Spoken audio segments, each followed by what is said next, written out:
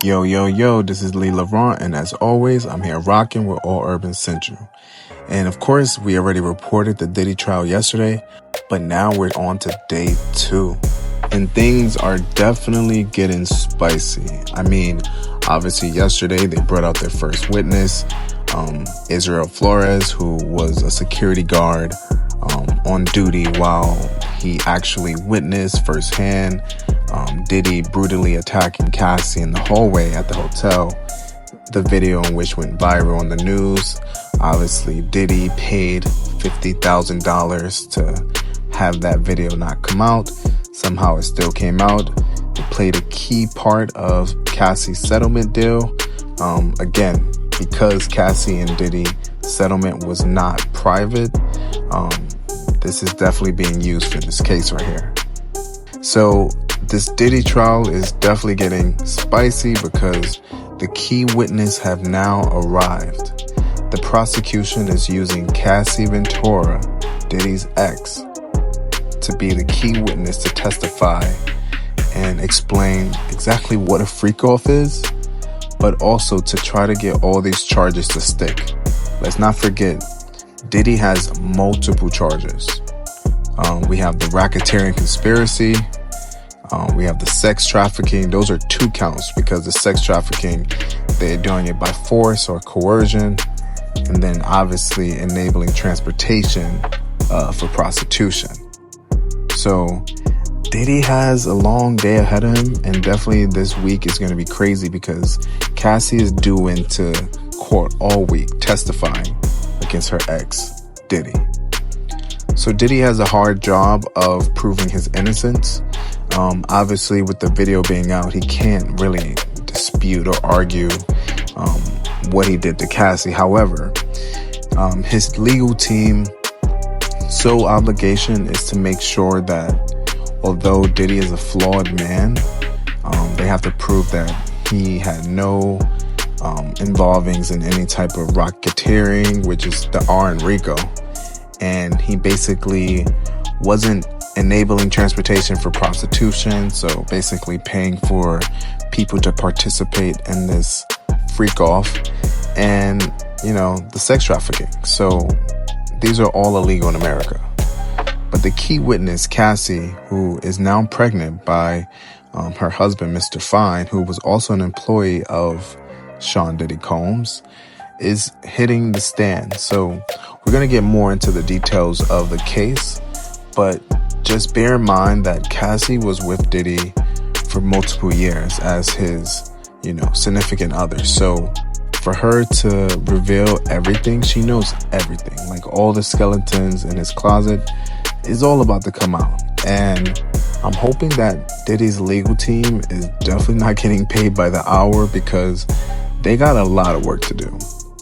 So we're going to pull up a news article to kind of dive into basically the transcript of the case to get a better idea on what exactly happened today. So we're on NBC News, and Cassie Ventura testifies in the Sean Diddy Combs trial is the headline. Is she ready? Very ready. Confident. Thank you. Thank you. All right, we are standing by for what could be the most critical testimony in the entire federal sex trafficking trial of Sean Combs. His ex-girlfriend, Cassie Ventura, is expected to take the stand. Now, she is the woman he attacked in a hotel surveillance video from 2016.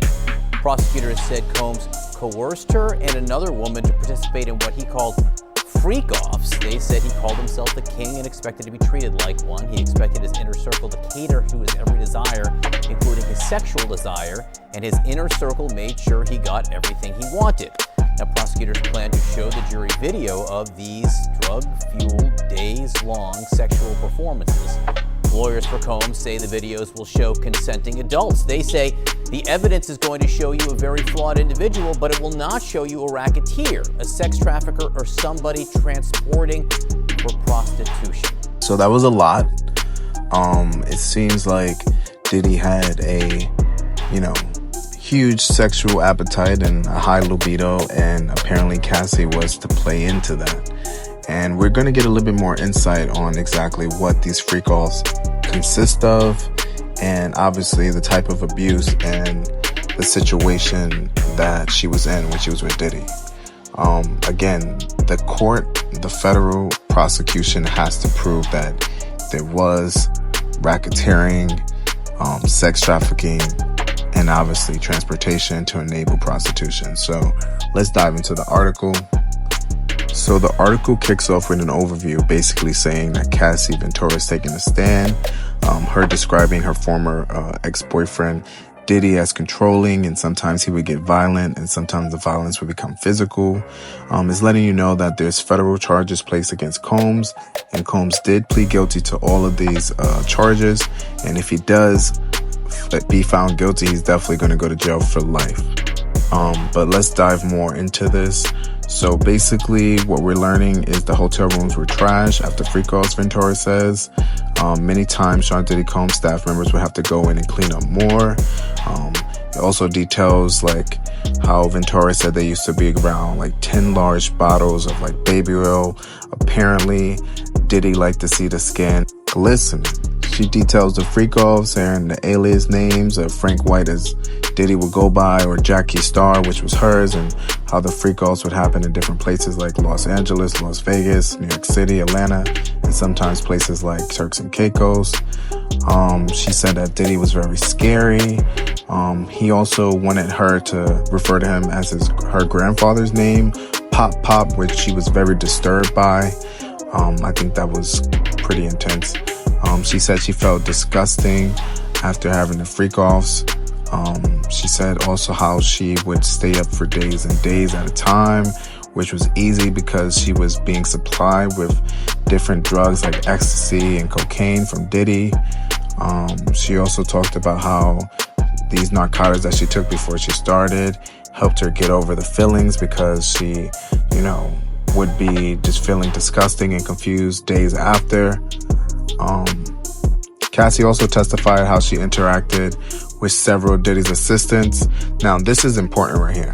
Now, as you can read, this part is basically saying Julie Grant, a former prosecutor, this testimony that Cassie's gonna give towards Diddy's character and describes, his organization, the people that she was in contact, the assistants, the staff.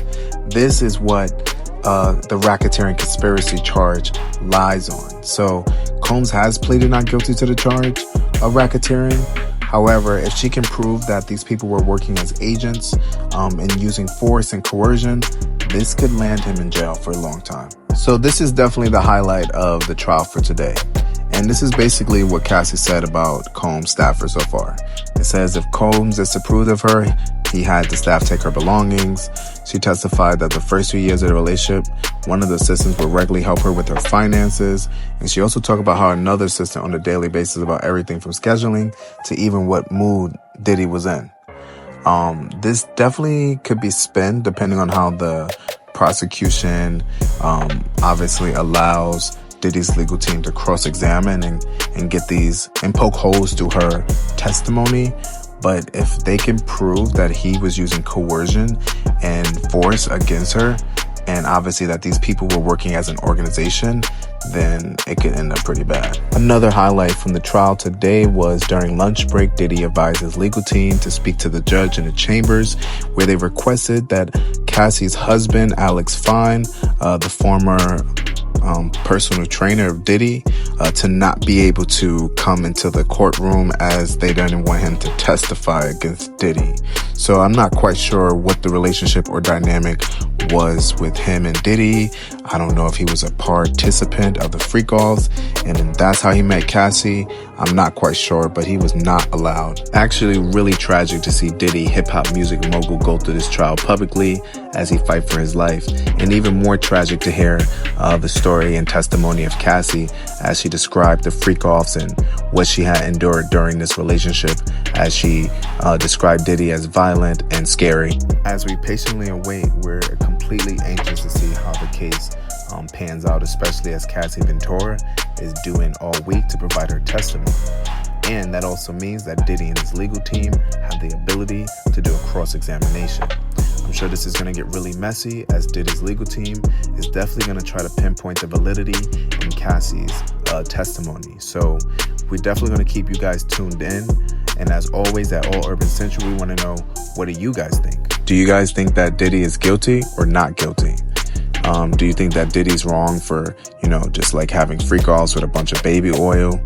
Do you guys believe that Diddy actually coerced and transported prostitutes in order to watch them perform with Cassie?